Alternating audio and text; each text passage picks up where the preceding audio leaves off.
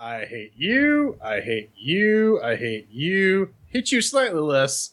Fucking hate you. I hate you too. Oh man! All this hate makes me need to take a vacation. I'm gonna take a trip west of Loathing. Yeah, this is the CHAIRQUISITION for that. It's developed by Asymmetric on the Unity engine. What is it? Say howdy to West of Loathing, a single-player slapstick comedy adventure role-playing game set in the Wild West of the Kingdom of Loathing universe. Traverse snake-infested gulches, punch skeletons wearing cowboy hats, grapple with demon cows, and investigate a wide variety of disgusting spittoons. So, the devs hired a PR person to send us keys, so we got to play this game free, and we will bring you the CHAIRQUISITION right now. 1 chair means that it's garbage, 2 chairs means that it's meh, 3 chairs means that it's pretty good, 4 chairs means that it's awesome, and we got our categories, Oh Doom, mixed with the working, shiny sounds, controls, and fun. So let's kick this off, then. Did it work? Let me think about it as I blindly fumble around looking for. There I am. Hey, beautiful people. Over here on the Ubuntu 1604, soon to be later version of Ubuntu, powered by an AMD 8150. I'm running a 980 displayed at UHD, which I did play this game at, and it managed to hold a solid 60 FERPs. No complaints, and you kind of would guess it should, even on a calculator. At 3840 by 2160. I didn't encounter a single issue. Then again, I'm running separate X screens, but maybe Pedro had a problem or two. So, I can confidently say, out of the box, we can throw 4 chairs right at it. Oh yeah, I played this on my TV box, which is Fedora 26 based, as is the desktop. The TV box has AMD A10 5800K and a GTX 750 Ti. Regular box has an i7 6700K and a GTX 980, and it all works because it's fucking stick figures. Of course, I knew this was a Unity game when you saw the little Unity blue screen. Nope. Yeah. Yep. But I mean, no issues whatsoever. If your computer has issues playing this game, you may need to upgrade beyond a 486. Just saying, 4 chairs. Well, computer didn't exactly have issues playing this game. It's just that it likes to spawn on the wrong monitor. Every single time, even though I've changed it to the right monitor. Even though I went to the prefs file and set it to the right monitor. It just outright ignores that setting. Also, if you want to play with a color scheme which doesn't sear your retinas like the one you're looking at right now, well, then I hope you get some sunglasses until you unlock the nostalgia perk and get the smooth sepia color scheme that comes with it, because otherwise it's just going to be glaring white. Yeah, but the game should also have a big warning screen saying, hey, the LED backlighting in your monitor didn't just die. It does. It's called a Steam achievement. The moment you unlock that, you get one. Also, spawning on the wrong monitor isn't a bug; it's a feature. But tell them the chairs. It's 3 chairs is what it is. So Pedro's nitpicky nonsense brings us down to 3 chairs for mix with working. How about shiny and sounds, Ben? All right, man. I think this is absolutely a perfect example of a game that goes for a look and actually manages to pull it the fuck off. Granted, I was a little bit worried. Kind of at first glance, looking at the screenshots before it was installed, because let's be honest, they look a bit low rent. They look a bit half-assed. Thankfully, I was incredibly wrong. You know this almost instantaneously, because when I first moved the little stick guide, it's like, shit, this is going to be memes or some shit. No, fluid animation, you go into town, a lot of shit going on. It's like, this is an extremely well-done game. It's just done with fucking stick arts, all it is. And, there's a lot of, pretty might be the wrong word, well executed 2D hand-drawn art in just a funky, fresh-ass style, because stick figures, I don't know, man. Sounds, it's got Western sounds, it's got hints of some shit. I was like, that's a Breaking Bad segue sound. It is, it is, but I won't tell anybody, game, don't worry about it. I have nothing to complain about. This is one of those titles which rarely come along that I can do this for, and what I'm about to do is give it a solid 4 chairs for the shiny and the sounds, because they stick together and it nails what it's trying to pull off. And that's what's the 4 chairs are for. Yeah, I mean, this game doesn't win any points for visual fidelity, but it's not the point. This is a whole like Brechtian setup where the lack of style is to forces you to pay attention to what's actually there, which is really, really sharp writing and yeah, it's just really sharp. Soundtrack's also really good. Yeah, I'm pretty sure the town theme is Dream a Little Dream of Me done on like a guitar.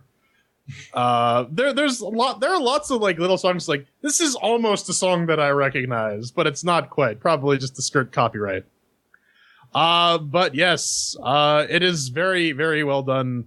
If you get it pushes the limit of what you can do with stick figure animation and still be sort of semi-compelling visually, but like I said, it's this whole Brechtian nonsense of trying to get you out of your existing complacent mindset and into something else that's a little more analytical. So, on account of that, it gets 3 whole chairs. It's pretty good.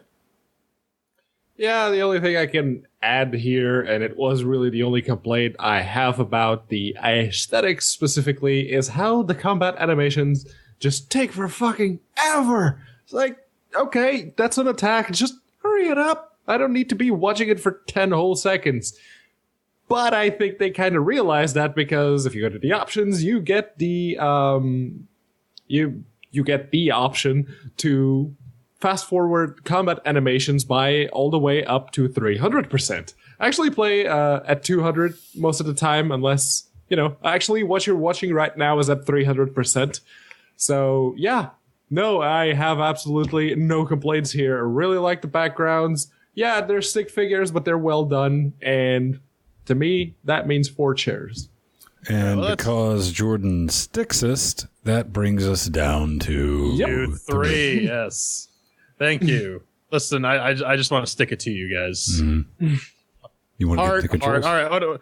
Why don't you tell us about the analog stick support or lack thereof, then? Man, first off, don't even try this with your Nintendo Power Pad. You're gonna have a bad time. It works great with the keyboard. You can basically probably just play the entire damn game with the keyboard. Very logically laid out. No bullshit required. Very happy to see that. You can use the gerbil in addition to that. You know, hack it. Not really hack it, but makes life just that little bit easier playing the game. There's nothing terribly fast-paced. There's no action, quick-time events, and all that bullshit. So you're probably going to be happy with that. What I'd really, really have liked to seen, though, can't dig in a chair for this, but actually this is probably something you could just pull off with your Steam controller, is just gamepad support, because I would probably, this is a game I could definitely just cut on the Steam box, absorb myself into my couch organ and dick around with for 30 minutes at a time, but it's not necessarily something I want to sit down in front of the monitor and really get involved with, because the relationship I personally have with turn-based combat, but with the controls, it's all spot on. I mean, it's WASD space. You hit the one button sometimes, I for inventory, M for map. It's all there. It's logically laid out. No complaints, and a solid 4. Yeah, basically what Ben said. I would like some controller support. I got around that by like sprawling out on my couch. I got a wireless keyboard with a little touchpad attached to it.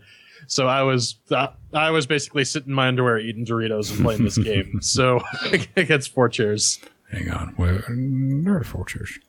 I think, you know, if you have a Steam controller, an Xbox 360 controller, a DualShock controller, you can just set those to emulate mouse and keyboard, and you can play the game on Steam. I would complain about the fact that you can't rebind keys, but as has already been mentioned, everything is logically laid out, and they mirror WAS to the directional arrows. So, hey, it works. It works well enough. So, 4 chairs. All right, well, that's 4 chairs for controls. Let's put a bow on it. Ben, did you have fun playing West of Loathing? Well, man, listen here, partner. Listen, so far, 2 hours in. Well over 2 hours in, probably almost touching that 3-hour mark. I don't hate it so far. It absolutely, definitely has that going for it.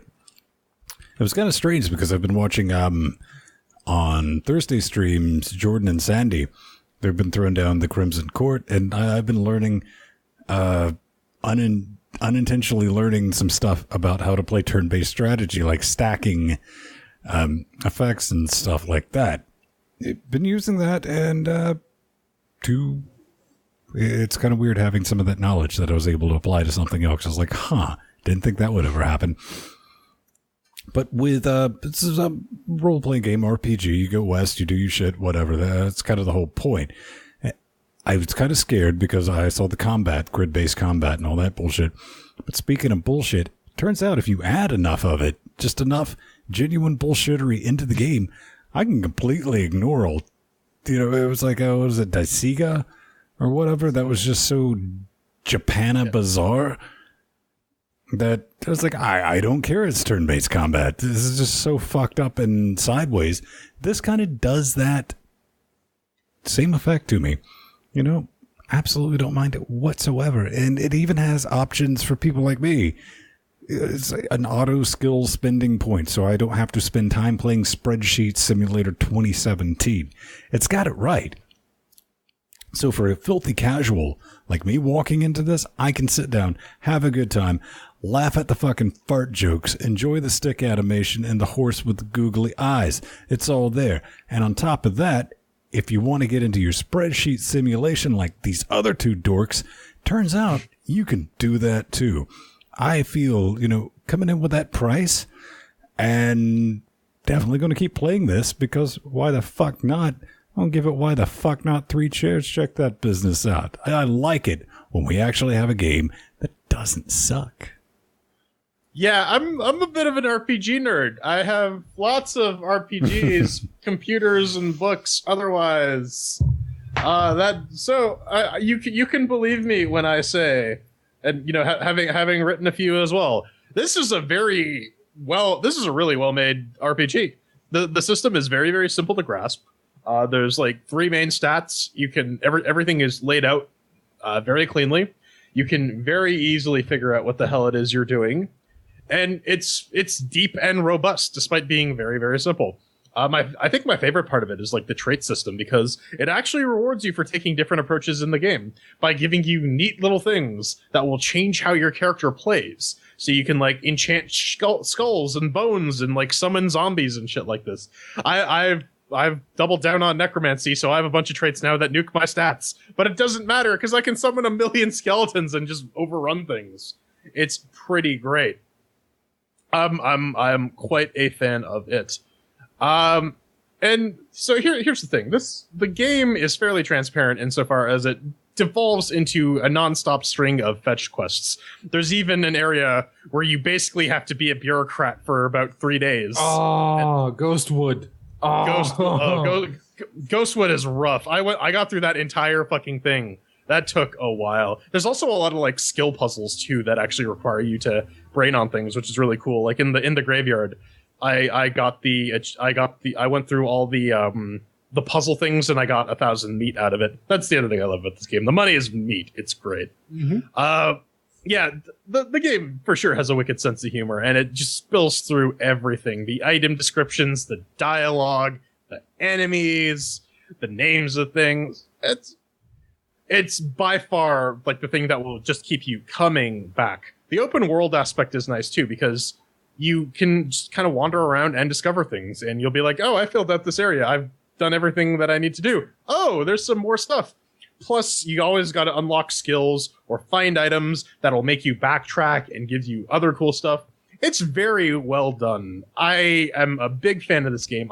If you're into role-playing games, I highly recommend it. If you're not, hey, it made Ben change his mind about turn-based shit, so that's got to be something. 4 chairs. Yeah, don't see that happen very often. But for me, my all-time favorite game is actually one that has turn-based combat as well, just Fallout 2. I love... Fallout 2 had this perfect blend of serious, epic journey with wacky, self-referential, and at times self-deprecating humor. It was a game that, even if I already knew every nook and cranny, and I knew every possible outcome of every quest, I do, every last random encounter and how likely I am to find it, I do that too.